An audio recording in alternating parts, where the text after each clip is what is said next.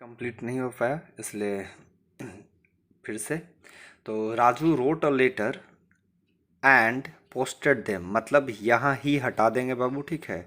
ये ही जो है राजू के लिए है, तो राजू ने ही दोनों काम किया है, इसलिए Raju wrote a letter and posted them. Next देखेंगे, mother cooked dinner she serve it, मतलब माँ ने खाना बनाई और फिर सी सर्व की। ऐसे बोल सकते हैं, mother cooked dinner and serve it, she हटा देंगे, ठीक है।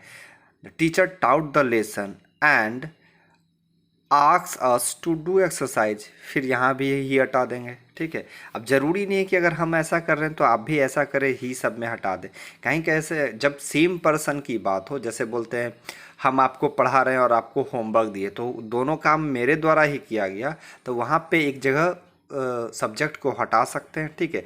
अगर मैंने आपको पढ़ाया और आप पढ़े, ठीक है, तब यहाँ दो सब्जेक्ट हो गया, एक मैंने पढ़ाया और आपने पढ़ा, ठीक है। या दूसरा काम जैसे ऐसे बोल सकते हैं, इसी में देख लीजिए, mother cook dinner and we eat, तब माँ ने खाना बनाई और हम लोग खाए, तो हम लोग खाए तो माँ खाना बनाई, खाना बनाने का काम किसने की, माँ, और खाने काम हम लोग किए। तो यहाँ पे दो अलग अलग सब्जेक्ट हो जाते हैं, जिसके कारण वो कंप्लीट सेंटेंस ही जोड़ेंगे। तो उसको ऐसे बोल सकते हैं, mother cook dinner and we serve it, ऐसे बोल सकते हैं। लेकिन यहाँ क्या है, मदर कुक डिनर एंड, यहाँ फिर सी जो है इसको हटा देंगे, सर्व इट, क्योंकि ये सी किसके लिए है, मदर के लिए है। सेम उसी तरह से, the teacher taught the lesson he asks us to do the exercise, इसमें भी ही किसके लिए, टीचर के लिए, इसको फिर हटा देंगे, तो लिख देंगे teacher taught the lesson and asks us to do the exercise.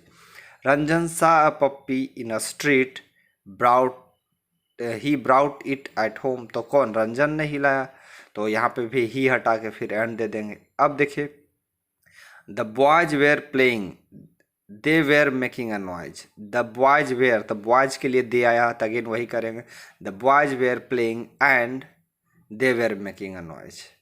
या ऐसे भी बोल सकते हैं, the boys were playing and making a noise, were भी हटा देंगे, ठीक है।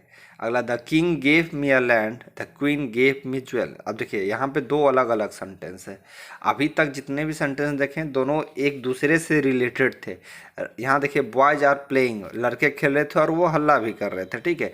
इस सेंटेंस में क्या होता है, the king gave the land, मतलब राजा जो है वो जमीन देता है, रानी क्या है, वो ज्वेलरी देती है। तो यहाँ the king gave him lands and the queen gave him jewellers, ठीक है। ये दोनों अलग अलग चीज़ है, तो यहाँ पे एंड देके सेंटेंस कंप्लीट कर लेंगे। नेक्स्ट देखते हैं, he went to the circus his friend went to the cinema, मतलब यहाँ भी दो अलग अलग है, ही दूसरे पर्सन के लिए, हिज फ्रेंड दूसरे के लिए। तो यहाँ पे बस एंड देके सारा सेंटेंस ज्यों का त्यों लिख देंगे, he went to the circus and his friend went to the cinema. Next 8 number, he will go to Delhi they will go to Jaipur, मतलब फिर we will go to Delhi, हम लोग दिल्ली जा रहे हैं और वो लोग जयपुर जा रहे हैं, तो फिर एंड देंगे और कंप्लीट सेंटेंस लिख देंगे, we will go to Delhi and they will go to Jaipur. Same उसी तरह से, my father is in the drawing room and I am in the study, यहाँ फिर दो सब्जेक्ट हो गया, मेरे पिताजी हो गए, एक मैं हो गया, ठीक है।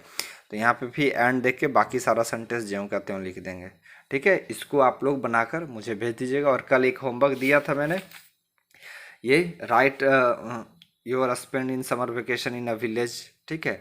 कुछ लोगों ने मुझे सेंड भी किया है, ठीक है, लेकिन कुछ लोग अभी तक नहीं भेजे, तो कोशिश करें, जब तक गलती नहीं करिएगा तब तक वो आएगा नहीं, इसलिए आपको बनाना है, कोशिश करना है। और ये आज का भी होमवर्क है, right a paragraph on a tree, tree पे एक छोटा सा पैराग्राफ समरी लिखिए, ट्री के बारे में क्या सोचते हैं, कैसे मदद करती है, वो हमारे लिए अच्छा है या ख़राब है, कितना यूजफुल है, उसके बारे में एक छोटा सा 10 लाइन ही लिख दीजिए, ठीक है। इससे क्या होगा कि आपके पास लिखने का स्किल बढ़ेगा, आप कैसे लिखते हैं किसी चीज़ को वो पता चलेगा, ठीक है। तो लिखिए और जल्दी भेजिए हमको। Thank you.